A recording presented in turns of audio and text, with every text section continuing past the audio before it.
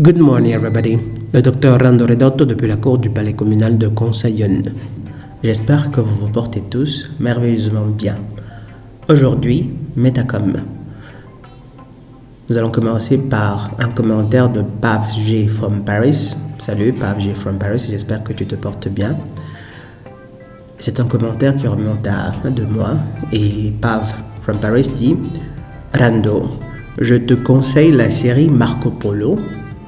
Ok, j'en ai entendu parler un peu, mais je n'ai pas encore eu l'occasion de la regarder, je le ferai. Non pour sa qualité intrinsèque, mais pour le modèle de couple qui y est présenté à travers les personnages de Kubilai Khan et de son impératrice.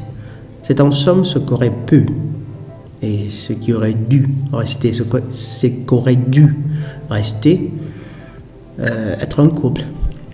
Le couple, c'est un fait. Les femmes ne nous aiment pas, mais réalisent leur programme inconscient de prédation de ressources. Disons que on va parler de prédation principalement à cette époque-ci.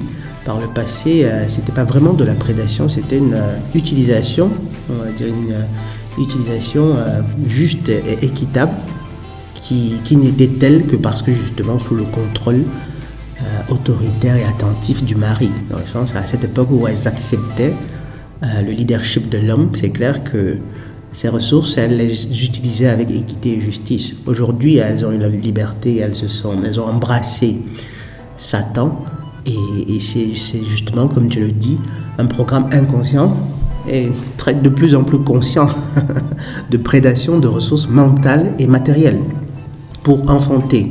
Et ça me plaît bien que tu soulignes bien de ressources mentales, parce que très souvent, beaucoup se disent, en fait, les femmes, elles sont tellement matérialistes, mais lorsque beaucoup de personnes disent cela, elles tendent à voir essentiellement le fric, l'argent, ou bien toutes les formes sur lesquelles il peut se manifester. Sauf qu'à côté de ça, il y a aussi des ressources mentales, spirituelles. Vous voyez cette attention qu'elle recherche de façon permanente. Les drames qu'elle crée simplement pour pouvoir avoir de l'attention, qu'elle soit positive ou négative.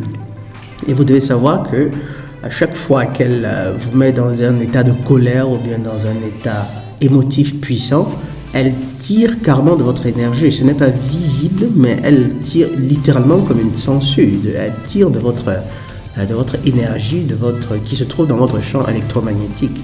En fait, il y a des faits littéralement tangibles derrière cela. Donc, continuons avec le commentaire de Pav. Les femmes ne nous aiment pas, mais réalisent leur programme inconscient de prédation de ressources mentales et matérielles pour enfanter et symboliquement couronner le fils. Mais il faut aussi reconnaître qu'il fait également partie du programme inconscient des hommes de se sacrifier pour une cause plus grande. Se sacrifier pour autre que soi, absolument. Ça fait partie, c'est une chose que l'Éternel a mis en nous, parce que c'est utile pour la grande majorité des esprits incarnés pour leur salut. L'Andre-fort est cet esprit-là qui est beaucoup plus proche du Créateur, qui vit dans sa spiritualité, qui est ancré dans l'univers spirituel. Et le matériel ne peut pas vraiment lui apporter du bonheur. Absolument pas. Toute cette propagande qu'ils ont faite toutes ces décennies-ci avec le matérialisme, avec ces influenceurs qui encouragent à la recherche immodérée de biens matériels, n'ont servi en réalité qu'à féminiser les androphores. C'était l'un des programmes destinés à féminiser notre esprit. Ce sont les gynophores et les enfants, justement, qui tendent à accorder autant d'importance au matériel, à le rechercher plus que tout. Un homme aura beau être viril d'apparence, s'il n'est focalisé que sur le matériel, ça en fait, il a l'esprit d'une gynophore, en fait. Ça en fait littéralement quelqu'un de quelque peu efféminé. L'homme, l'androphore, est censé se sacrifier pour plus grand que soi. Il comprend bien, il est capable de se projeter non seulement dans un avenir très lointain, mais aussi au-delà du voile, de l'autre côté. Il est capable de, mieux que la gynophore et certainement mieux que l'enfant, il est capable de faire la synthèse de tout de toutes les expériences de nos ancêtres, de ceux qui nous ont précédés, pour comprendre qu'en réalité, cette vie-ci n'est pas le fruit, ne peut pas être le fruit du hasard. Il y a forcément quelque chose après. Un homme qui vit pour lui-même finit par se tarir ou par s'auto-détruire. Absolument vrai. Alléluia pour ces mots, pas from Paris. Certains modèles familiaux anciens permettaient à chacun, homme et femme, de se réaliser pleinement, absolument, le patriarcat notamment, le patriarcat. C'est-à-dire, les gynophores avaient la possibilité de mettre en exécution leur plan de prédation, comme tu l'as dit, mais sous le contrôle, évidemment, d'un homme dont elle aurait accepté le leadership. Donc, elle donnait la vie et en cela, elle réalisait un pas énorme dans leur marche vers leur salut. Pour ceux qui n'ont pas encore leur copie des fondements de la métaphysique de l'union sexuelle, je vous conseille d'en prendre une copie. J'espère bien que je trouverai le temps, que je finirai par le rééditer avec beaucoup d'améliorations, avec d'autres précisions. Mais c'est en cela même que les femmes, les gynophores sont plus heureuses, que vous le vouliez ou non. Les gynophores sont nettement plus heureuses lorsqu'elles acceptent, lorsqu'elles se soumettent délibérément, de façon délibérée, à l'autorité d'un androphore. Ce qui donne aussi l'occasion justement à l'androphore de guider, de se sacrifier pour quelque chose de plus grand, notamment la création d'un nid, d'un petit paradis où il est possible d'appeler d'autres âmes qui elles aussi entreprendront leur parcours de salut, leur pèlerinage terrestre. C'était ça. Il y a littéralement une compatibilité parfaite. C'est un dessin magnifique. C'est un dessin magnifique que celui du Créateur. Et là, vous comprenez aussi pourquoi il y a toutes ces attaques incessantes, permanentes contre la famille, contre la cellule, contre cette œuvre de l'Éternel. Des attaques qui, bien entendu, viennent du Seigneur ténébreux, le détesteur de toutes choses bonnes, the hater of all things good. Merci pour ce commentaire, Pav from Paris. Et il y a un deuxième commentaire de Pav from Paris qui est tout autant édifiant. Je vais me contenter de le lire sans trop le commenter, mais donc pour ajouter, là ça concerne le sujet de l'esclavage, parce qu'il y avait une sorte de troll, certainement une gynophore plus bas, qui semblait m'accuser de valider les Saintes Écritures, soi-disant c'était un livre qui cautionnait l'esclavage. Évidemment, là c'est les propos d'une personne qui ne s'est pas donné la peine de lire vraiment les Saintes Écritures, la Bible notamment, qui s'est contenté d'entendre de ce qu'on lui avait dit de la Bible. Bref, lisons le commentaire de Pav from Paris. Pour ajouter de l'eau au moulin sur ton discours concernant l'esclavage, Rando, je vais me référer au banquet de Platon. Pour l'homme antique est esclave toute personne qui travaille pour autre que soi, ou qui travaille un sol qui ne lui appartient pas. Sur cette définition-ci, aujourd'hui, pratiquement, on va dire quoi, c'est au moins 80 à 95% de l'humanité qui est en esclavage, en fait. Et c'est pas si loin de la vérité que ça.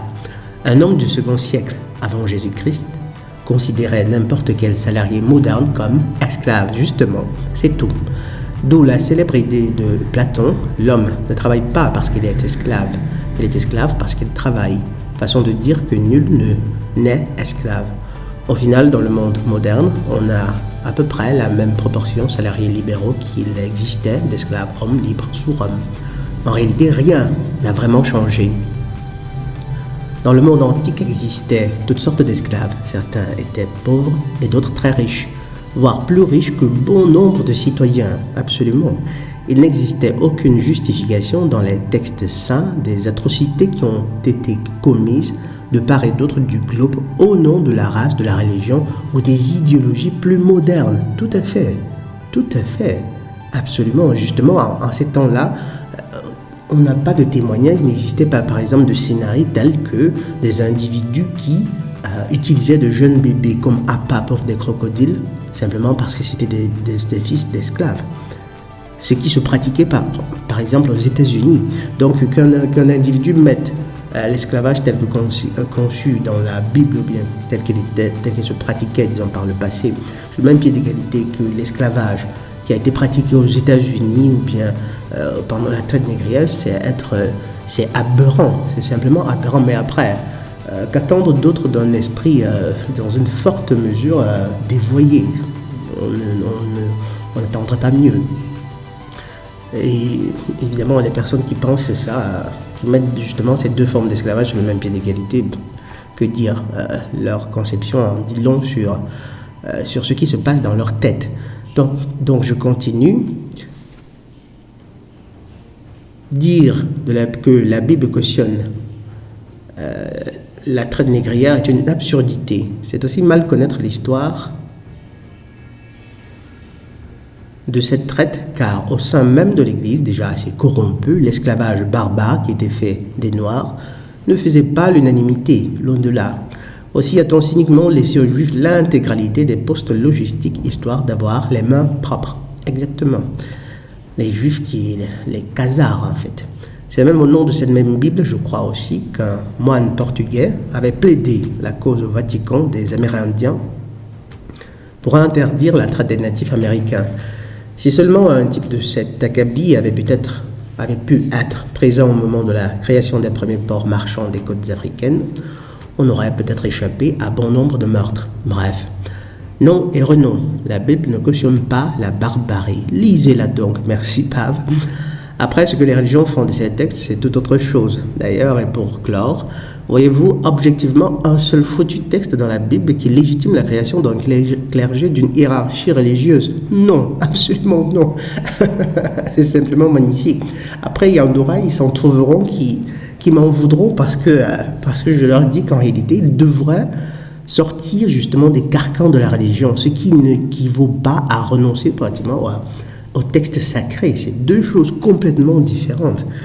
Non, le catholicisme prétend que la prophétie de Jésus, « Tu es Pierre, et sur cette pierre, je construirai mon église », légitime Pierre comme premier pape. C'est carrément tiré par les cheveux. Le pauvre Pierre, qui est mort bien avant qu'une église ne naisse, c'est très tiré par les cheveux, absolument, absolument. Je te remercie, Pav from Paris, pour ce commentaire. Je crois qu'il n'y a pas grand-chose à ajouter, tu as pratiquement dit tout. Ensuite, nous avons un commentaire de l'uriste Jem. Peut-être qu'elle était obligée de défendre son honneur, quitte à se faire frapper par plus fort. Ah oui, c'est cette gynophore qui c'est dans la vidéo patate pour patate qui se donne la liberté comme ça de donner une belle claque à un homme. Vous voyez, elle s'approche à cet homme-là, avec l'air tout confiant, tout sûr d'elle. Terrible, c'est terrible de voir à quel point elles sont capables de se bercer de cette illusion, d'une possible égalité de puissance de frappe, de puissance physique entre hommes et femmes. Elle est là, toute maigrichonne. C'est assez visible que même sous l'effet d'un souffle comme ça, ou bien d'un vent trop fort, elle pourrait s'envoler comme ça. Mais non, elle a quand même le courage d'affronter, de provoquer un ours russe. Ensuite, nous avons Lionel. Je ne cautionne pas la violence non plus, mais que pouvait-il faire d'autre? La gifle lui a été probablement salvatrice. Grâce à cette gifle, il a probablement fait sortir le démon qui était en elle. Un jour, elle le remerciera sûrement, absolument. Pourquoi? Parce que, en fait, ce que Lionel dit là n'est pas si faux que ça. Pourquoi? Parce que, vous imaginez si ce gars-là qui a répliqué, qui lui a donné patate pour patate, avait décidé de faire le mangina, bien lessivé de cerveau, qui dit « Ah ouais, c'est une femme, faut pas les toucher, et tout, et tout », elle en aurait pris encore davantage d'assurance dans cet état d'esprit-là. Et allez donc voir si un jour elle ne serait pas tombée sur un psychopathe, peut-être dans un lieu isolé, un psychopathe qui aurait dit « Bah, là, une proie qui s'offre à moi me donne le bon prétexte pour, disons, un serial killer, par exemple. » Il aurait dit « Bah, là, c'est une proie qui s'offre à moi en me donnant un prétexte parfait. » Un prétexte. Donc, en fait, il a vraiment sauvé. Il a surtout chassé d'elle un démon en réalité, parce qu'il faut vraiment être possédé pour perdre comme ça tout sens de sa propre faiblesse, quoi. Absolument, absolument. Et puis après avoir reçu la claque, elle tombe, elle se relève, elle redevient très féminine, elle se range les cheveux et elle, et elle s'en va. Lionel, merci pour ce commentaire, très amusant. Ensuite, nous avons, elle doit faire de la muscu et peut-être du taekwondo, fitness boxing, ou du fitness, c'est très populaire dans les pays de l'Est. Lui, il fait sans doute de la boxe ou des arts martiaux. Son mouvement était parfaitement accompagné. Le gars à côté d'elle a honte de sa faiblesse. De la faiblesse de qui, là En tout cas, ça ne changerait pas grand-chose. Quelle que soit l'intensité ou bien la fréquence de votre entraînement, il y a une limite de puissance que vous ne pouvez simplement pas atteindre. Parce que cette limite de puissance est fixée par votre matériel génétique. Dans ce cas, notamment, on a carrément une gynophore contre un androphore. La plupart du temps, déjà, il y a le fait du dimorphisme de genre qui fait que les hommes sont en général plus musclés. Après, il y a bien entendu toujours des exceptions, mais dans le cas d'espèce, dans le cas précis, elle pourrait s'entraîner même toute une vie. Elle n'aurait même pas l'énergie ni la motivation pour pouvoir le faire, mais à supposer qu'elle puisse le faire, elle n'atteindra jamais la puissance de force, de frappe d'un androphore tel que celui qui était présent dans cette vidéo-là. Ensuite, nous avons Respawn, là, c'est juste un sourire, ok. John, est-ce que ça a toujours existé? Quoi? Quel charrue? Tatatati, merci à la société moderne. Ah ouais, c'est la société moderne, le modernisme en fait, qui est en réalité devrait, dans vos esprits, doit être considéré comme un synonyme parfait en réalité du luciférianisme. Pas from Paris. Quelle horreur cette mère. Fort heureusement, ce genre de réaction n'est pas habituel. Si une femme avait fait une fraude à la paternité, ma mère aurait été la première à lui foutre une gifle. Heureusement qu'il y en a encore de gynophores comme ça. Cela dit, c'est surtout le gamin issu d'une infidélité que je plains exactement. Vous imaginez, sa vie est détruite. Mais alors vraiment détruite. Ensuite, nous avons 2 chevaux. Salut à toi, 2 chevaux. Merci docteur, si c'est possible pour toi, pourrais-tu enlever l'écho? Ce sera plus audible. Ok, d'accord. Vu mon nouveau laboratoire, j'ai encore des problèmes d'adaptation, disons, à l'environnement. J'essaie encore de trouver la meilleure position qui soit. Et il y a quelques temps, là justement, il y a John Doe qui se plaint aussi du son du micro. Ne vous en faites pas. Dans quelques semaines, je devrais recevoir un nouveau micro qui devrait pouvoir produire un son meilleur. Donc, ensuite nous avons Karina André. Dans les films modernes, quand un homme trahit sa femme, c'est un salaud. Quand c'est la femme qui trahit, c'est qu'il a bien mérité. Ah oui, ça vous montre toute cette perversion des gynophores qui a été qui est promue. En réalité, cette hypocrisie, cette malhonnêteté qui est promue et qui justement en contamine davantage. Ça finit par créer une sorte de cercle vicieux, un cercle causal qui tourne en boucle. Donc, et vous savez très bien, ça part justement de cette capacité de la gynophore à se mentir à elle-même. C'est-à-dire, elle est capable de s'hypnotiser vraiment au point de croire aux bêtises qu'elle se dit, qu'elle se crée, aux excuses sans sens, sans fondement qu'elle peut se donner.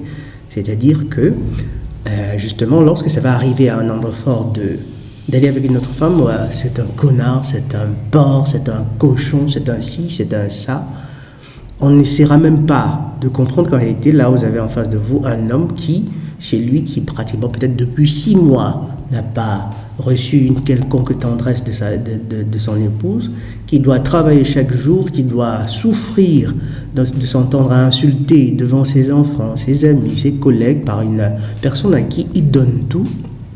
Et un jour comme ça, on ne considère jamais ce que j'appellerais ici des conditions atténuantes. Ici, bien entendu, je me mets dans la perspective de ceux qui considèrent justement le fait qu'un homme aille avec une autre gynophore comme étant une trahison. C'est bien autre chose.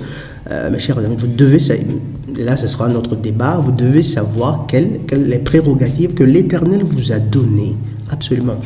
Et donc, mettant dans cette prérogative-là, on est toujours prompt à considérer l'androphore comme étant un connard, c'est le diable, quoi. Lorsque c'est la gynophore, par contre, qui commet un tel acte, qui en réalité est bien plus grave, parce que c'est une gynophore, lisez les fondements de la métaphysique de l'union sexuelle, ben on dira, en fait, c'est qu'il n'est pas très présent, il ne lui accorde pas beaucoup d'attention, ça fait plus d'1 an, il ne l'a pas invité. Et pourtant, le gars, s'il n'a pas du temps, c'est parce qu'il est en train de travailler pour sa famille. Vous voyez à quel point ces comportements, cette conception peut être diabolique, littéralement diabolique. Et Dieu seul sait combien d'androphores, justement, non seulement sont passés de vie à trépas parce que se trouvant dans ce genre de situation, combien il y en a encore en ce moment-ci qui vivent ce type de situation.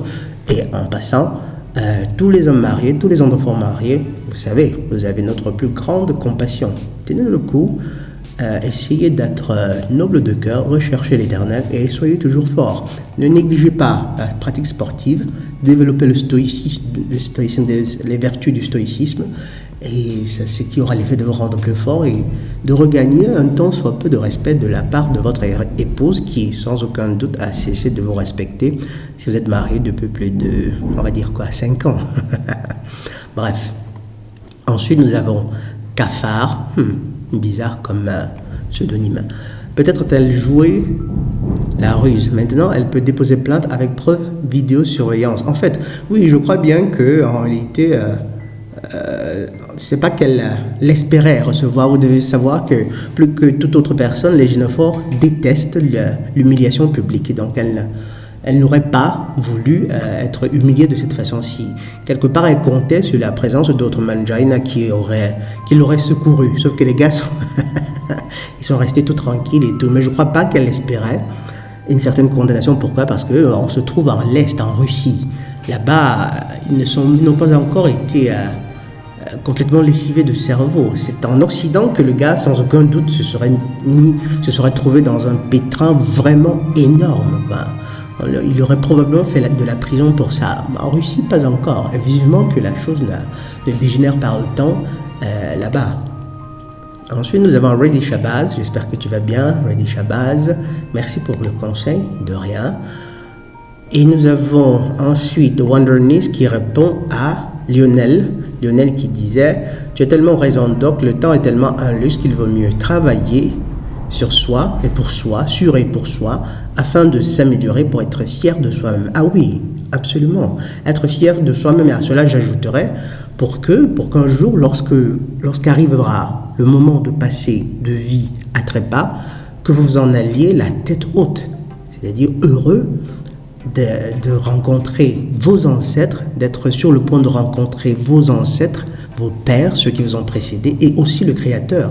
Et c'est bien pour cela qu'en toute chose, vous devez essayer d'être juste. Et quand je parle de toute chose, c'est dans vos actions, dans vos paroles et dans vos pensées aussi, en vous améliorant de manière perpétuelle. C'est la priorité absolue.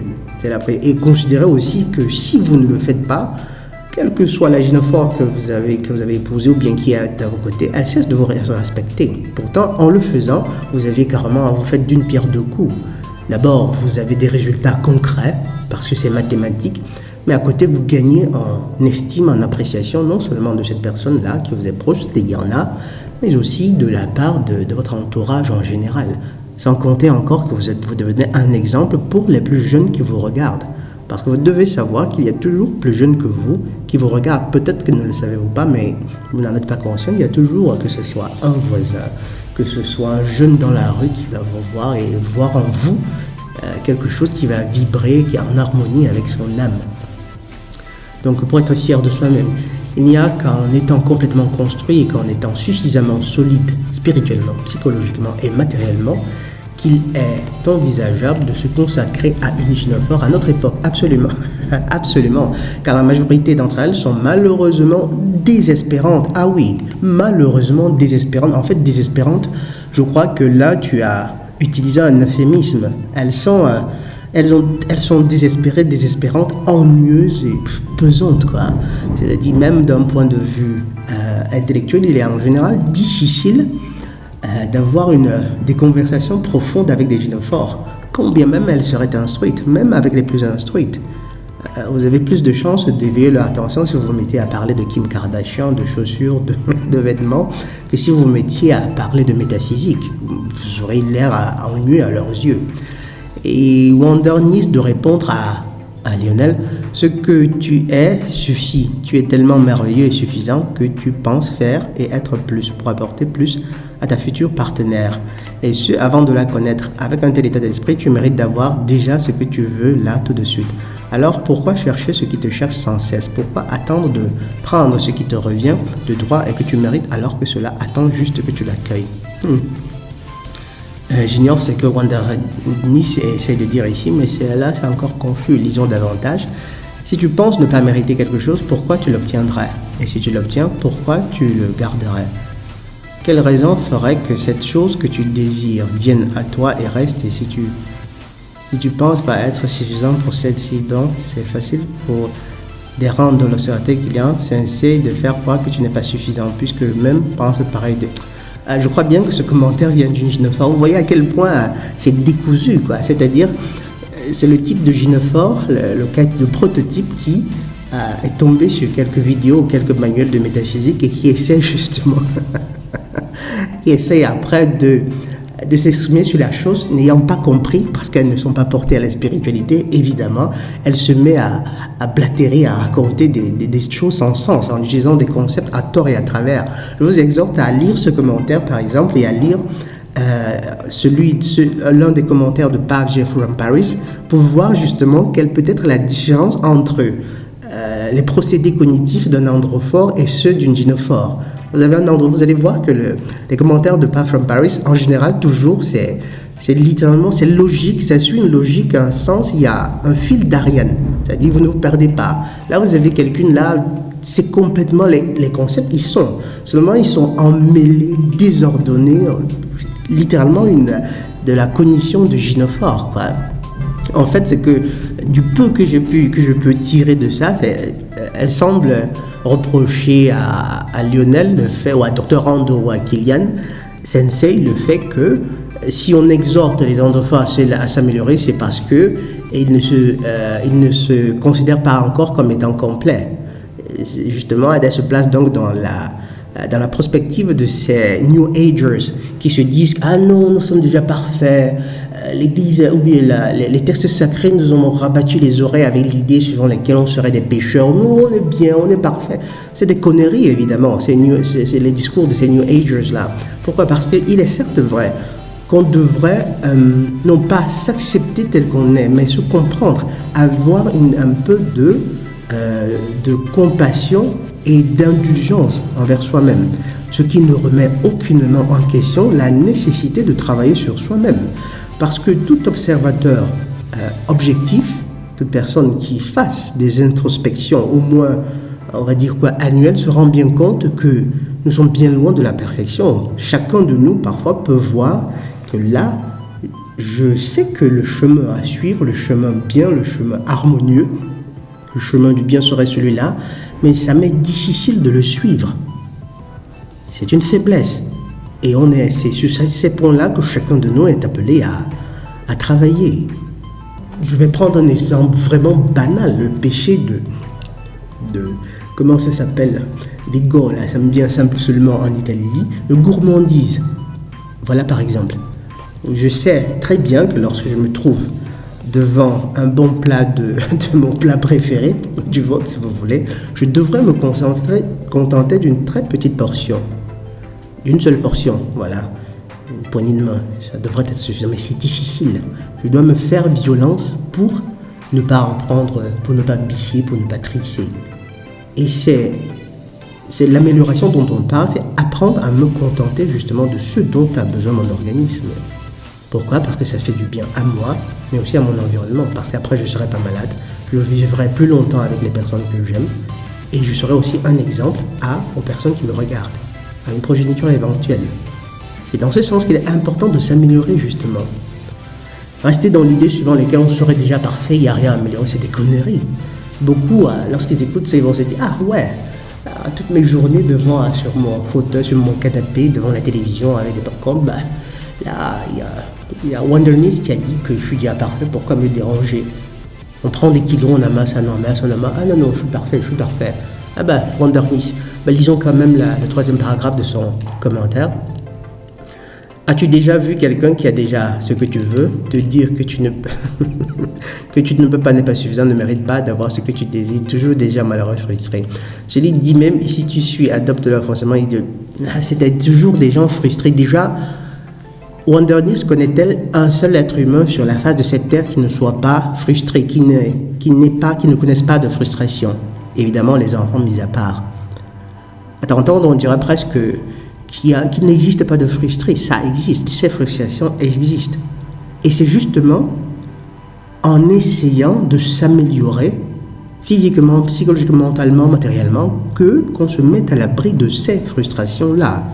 Ce n'est certainement pas... En fait, le discours de Wonderness, probablement, ça doit être une super...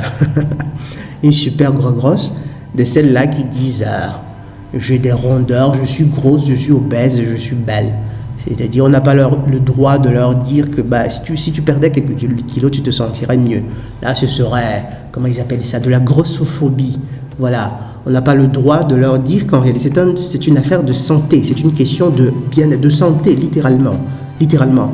Plus vous avez de kilos, surtout chez les gynéphores, plus vous vous sentez mal, plus vous avez moins de chances vous avez de pouvoir concevoir, et puis toute une panoplie de dégâts dans votre organisme. Sauf que dans l'esprit de celle-là, ça crée des frustrations. Si les obèses ont des difficultés à respirer, c'est probablement parce qu'il y a trop de grossophobes autour d'elles.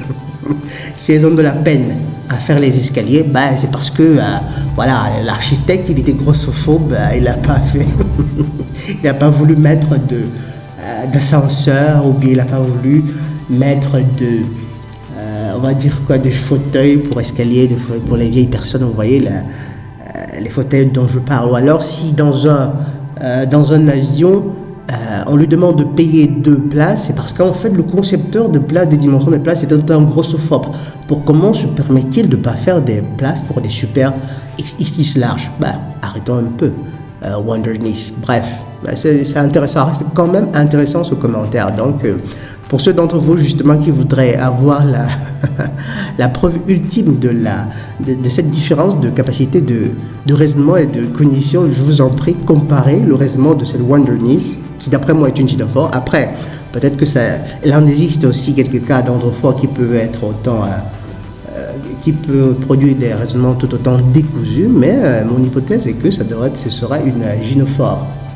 Donc comparez les deux et ça vous donnera une idée, un aperçu de cette différence entre les deux formes de raisonnement. Ensuite, nous avons Bill John DeLuc, une pilule difficile à avaler. Malheureusement, c'est la triste réalité. La plupart des hommes mariés en 2023 sont malheureux, absolument. Et le peu d'hommes qui ne le sont pas, sont ceux-là qui se sont donné les moyens, comme le disait Lionel plus bas, d'assurer leurs arrières. Physiquement, mentalement et financièrement. C'est des gars qui ont beaucoup de fric, qui se sont donné la peine de s'instruire, de se cultiver, et qui comprennent quelles sont la mission divine que l'Éternel leur a confiée, et qui comprennent tout autant qu'en fait, ces gynophores, elles n'ont pas toute l'importance qu'elles se donnent, qu'on leur donne, que la société leur donne. Ce n'est pas des déesses, loin de là. Loin de là. Dado dit j'adhère à 300%. Wonderness encore. Là, voyons voir si cette fois-ci elle a amélioré. Pardon. Vous avez eu de mauvaises expériences. Ok.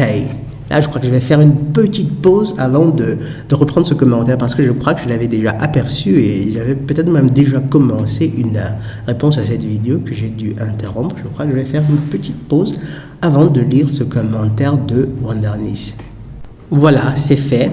Donc, Wonderness dit « Vous avez souffert », là elle s'adresse au docteur Rando, « Vous avez eu de mauvaises expériences, ok. Mais pourquoi vouloir entraîner dans votre chute les autres? C'est terrible. Là, j'ai la confirmation que c'est bien une gynophore. Vous vous rappelez, je vous ai dit une fois, j'ai fait une vidéo par le passé dont le titre était un aspect peu connu de la perfidie des gynophores, et qui est justement le fait que, à un certain âge, lorsqu'elles heurtent le mur, c'est la plupart des gynophores qui se rendent parfaitement compte de l'arnaque du féminisme, des erreurs qu'elles ont commises parce qu'ayant embrassé justement cette idéologie-là. Mais il ne s'en trouve pratiquement pas, il n'existe qu'un nombre vraiment extrêmement exigu de gynophores qui se donnent la peine d'essayer d'instruire plus jeunes que soi, les plus jeunes, pour ne pas qu'elles prennent ce même chemin-là, pour ne pas qu'elles soient fourvoyées comme elles l'ont été. Contrairement aux endophores qui, après avoir vécu des situations difficiles, après avoir des expériences douloureuses, traumatisantes, en général, les endophores, qu'est-ce qu'ils font? Ils font tout, ils créent des chaînes YouTube, par exemple, des moyens pour pouvoir communiquer, pour pouvoir instruire plus jeunes qu'eux-mêmes, que soi, pour pouvoir dire aux jeunes, écoutez, je suis passé par ce chemin-ci, et voici ce que ça m'a coûté. J'ai souffert, j'ai fait telle ou telle autre erreur. Ce n'est que de façon rétrospective que je me rends compte que c'était des erreurs. Mais vous avez la chance que je n'ai pas eue, de voir quelqu'un qui est déjà passé.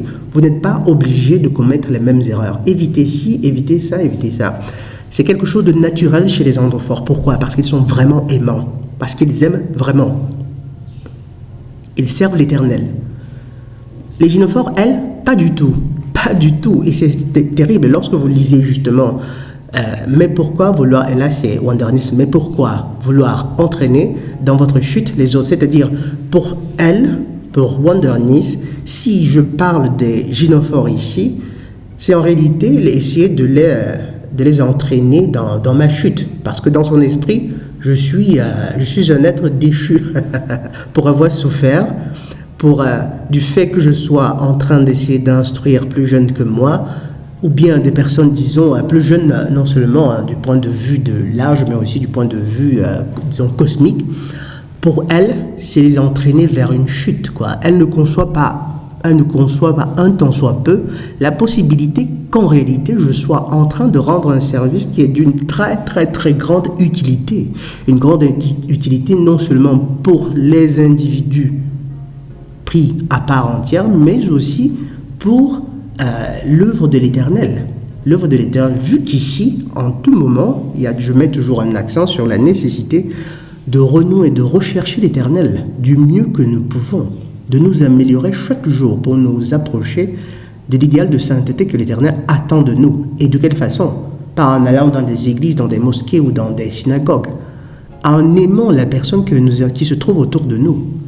Et aimer ces personnes-là, ma chère, que tu le veuilles ou pas, c'est aussi à l'occasion les corriger, attirer leur attention sur le mal qu'elles font. Dans cette Wanderness, elle est vraiment incapable, elle n'arrive pas à concevoir cela. Pour elle, je suis dans une chute et j'essaye d'entraîner autant de personnes que faire se peut, partant d'une certaine souffrance. Et là, je poserai la question à cette Wanderness: connais-tu un seul individu sur la face de cette terre-ci qui n'ait jamais souffert, ou bien un seul endophore qui n'ait jamais eu de chagrin d'amour? Ça n'existe pas. Les chagrins d'amour, où en général ils étaient des victimes, hein, en réalité, c'est-à-dire qu'une gynophore, à un certain moment, s'est dit, après de nombreuses promesses, je peux avoir mieux, l'herbe est plus verte ailleurs, et c'est fou, quoi. Continuons son commentaire. Il y a tellement de contre-exemples de gens différents. Ah oui, il y a des gens différents, on est tous différents, mais on possède tous un noyau commun, c'est obligatoire, c'est assez évident. Vous vous définissez par votre passé, sans jamais... je me définis par ce passé, je ne vois pas en quoi. C'est un reproche. En réalité, on est censé apprendre du passé. Et c'est ce que les endophores font en général. C'est pas qu'ils se définissent par leur passé, parce que justement, s'ils sont là en train de donner ces conseils, c'est parce que ce passé-là, ils aimeraient, certains points de ce passé-là, ils aimeraient que les choses aient été différentes, qu'ils aient fait des choix différents. Mais vu qu'ils ne peuvent pas, ils essayent, par exemple, de se racheter ou bien d'éviter simplement par amour. Et Wanderness n'est pas capable de concevoir cela parce que justement, c'est une gynophore, il manque de l'amour. Elle n'est pas capable de concevoir qu'une personne puisse donner des conseils par un amour à des personnes qu'elle ne connaît même pas, par simple amour de l'humanité. Vous vous définissez par votre passé sans jamais vous remettre en question.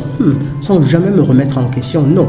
Là, je crois que tu te trompes. Je suppose que tu n'as pas eu l'occasion d'écouter beaucoup de mes vidéos, mais il y en a tellement dans lesquelles, justement, je prends toujours pas toujours, très souvent, des exemples concrets sur mes propres faiblesses. Sur mes propres faiblesses, mais littéralement, des faiblesses que tout le monde peut imaginer aujourd'hui. C'est-à-dire, on va dire quoi? Je peux prendre l'orgueil. Ça existe dans le cœur de tous les individus, surtout lorsqu'ils semblent avoir une certaine intelligence aiguë. Et voilà, je suis en train de pécher. Désolé. Là, c'était fait à dessein, évidemment. C'était fait à dessein. Et ou encore, on va dire quoi, la gourmandise que j'ai même citée tout à l'heure. C'est autant de faiblesses. Et il y en a d'autres, bien entendu, il y en a d'autres que je ne saurais mentionner pour ne pas mais que justement, que devant, on va dire quoi, devant des personnes même que je ne connais pas, à qui je donnerais des conseils, que j'utiliserai sans aucun doute pour leur faire comprendre la nécessité de travailler sur soi-même. Sans jamais vous remettre en question. Pas vrai. C'est toujours les autres, jamais vous. Ça veut dire quoi, ça, exactement? Plusieurs fois, vous vous rappelez, je vous ai dit qu'en réalité, il est certes vrai que les gynophores étaient les premières à pécher, disons ça comme ça. Prenons le cas emblématique d'Adam et Ève. Ève a certes accepté les avances du serpent, mais après, Adam a eu la faiblesse de l'écouter. Et là, en cela, il a péché. Et c'est ce que beaucoup d'enfants font aujourd'hui. Lorsque vous avez la faiblesse de pardonner à un gynophore qui vous a trompé, à un gynophore qui vous néglige, qui vous ment, lorsque vous avez cette faiblesse-là, simplement parce que vous n'avez pas assez de force, vous vous dites « Ah non, je ne veux pas la perdre, tellement je l'aime, tellement on lit, c'est du rêve et tout, et tout, et tout. » Mais non, là, c'est un tort, évidemment. Et là, c'est une critique.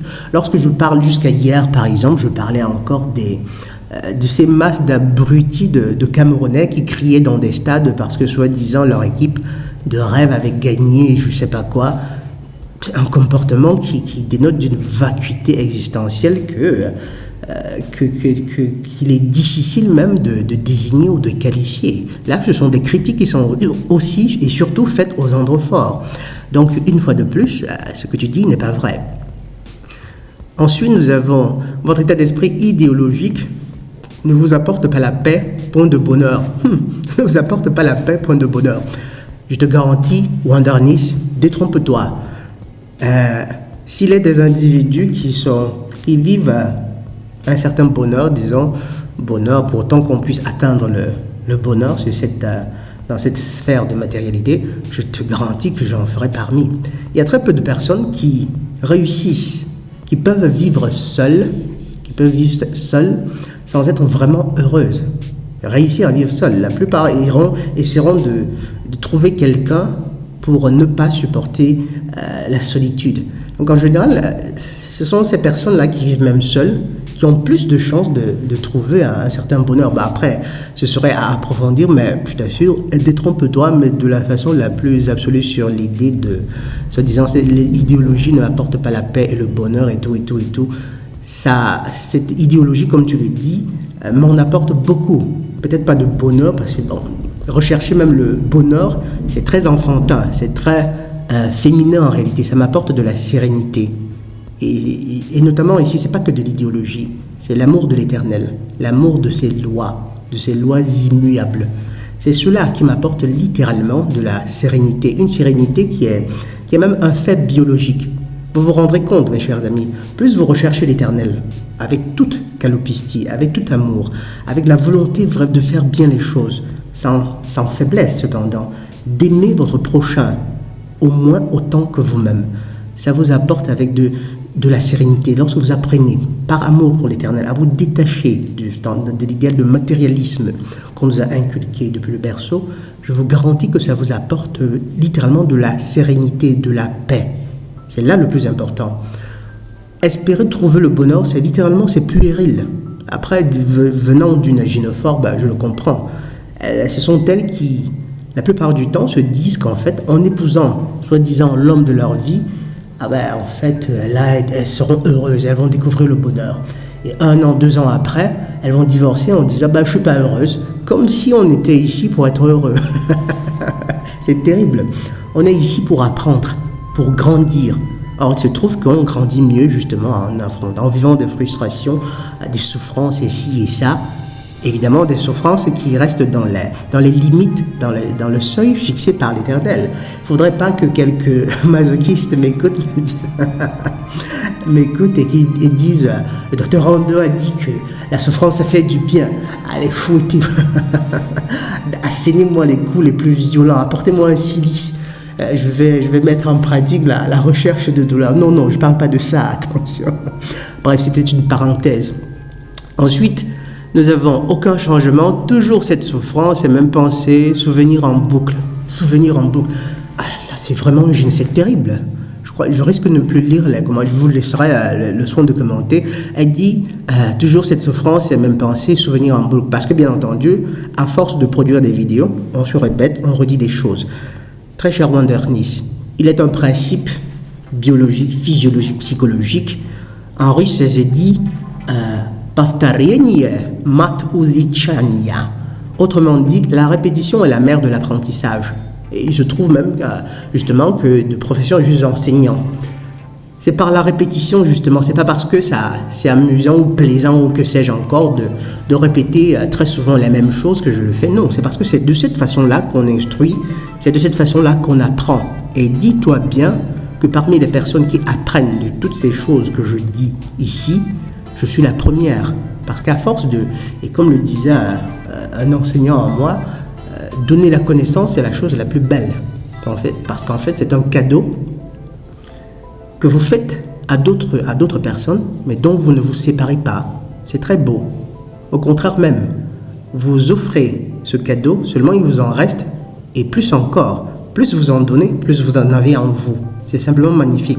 Mais cette gynophore, justement, dans son esprit complètement dévoyé, complètement fourvoyé, complètement puéril de gynophore, elle trouve que c'est répéter des trucs en boucle. Ah, non, de toute façon, on le sait.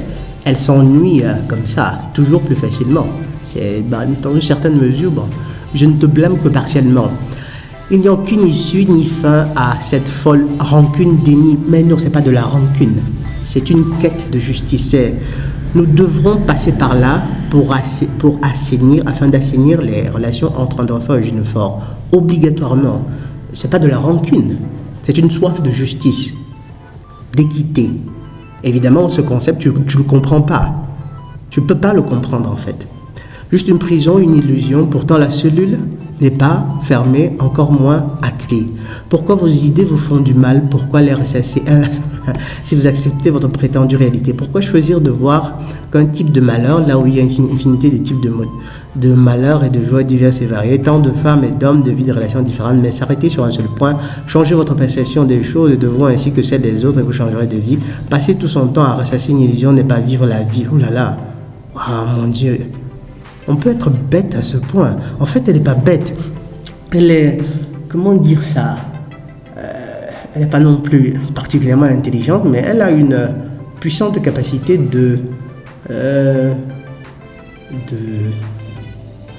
comment décrire, désigner la chose. C'est littéralement un esprit de gynophore. Vous savez, qu'il s'agisse de gynophores peintres ou bien de gynophores écrivaines, vous verrez que très souvent leurs œuvres, c'est essentiellement des copies de ce que d'autres androphones ont déjà créé. Donc là, elle a certains points qui pourraient avoir une certaine légitimité, sauf qu'elle n'y comprend même rien elle-même, en fait. Elle est présente de façon décousue, de façon fourvoyée, et ça se voit assez clairement que ce sont essentiellement ces émotions qui parlent. Ces émotions qui parlent, du coup, ce qu'elle nous sert là, c'est tout simplement, ce qu'elle a pu démontrer ici, c'est que elle savait battre sur un clavier, et puis qu'elle savait parler français, à la limite. Bref, Wandernis, merci quand même pour ton commentaire. Je vais quand même l'aimer, le liker. Comme ça va permettre à ceux qui sont curieux de voir ce qui se passe dans une tête de gynophore, de gynophore instruite. Vous auriez dû gentiment éviter, surtout Wandernis dans ton cas particulier, tu aurais gentiment dû éviter de faire de longues études. Tu aurais dû te contenter de faire la maman, de rester l'épouse, de rester à la maison. Évidemment, ça, le féminisme ne te le permettrait pas. Ensuite, nous avons moi, 62-91. Voici le docteur Rondeau dans son pur style qui nous plaît tant. Et voilà. Bref, je crois que pour ne pas que cette vidéo soit trop longue, je vais m'arrêter sur ce commentaire et puis la suite, ce sera dans le prochain Metacom. Je vous remercie d'avoir pris le temps d'écouter cette vidéo. Abonnez-vous si ce n'est pas encore le cas. Tenez toujours à l'esprit que soit nous souffrons pour nous perfectionner, soit nous souffrons de nos imperfections.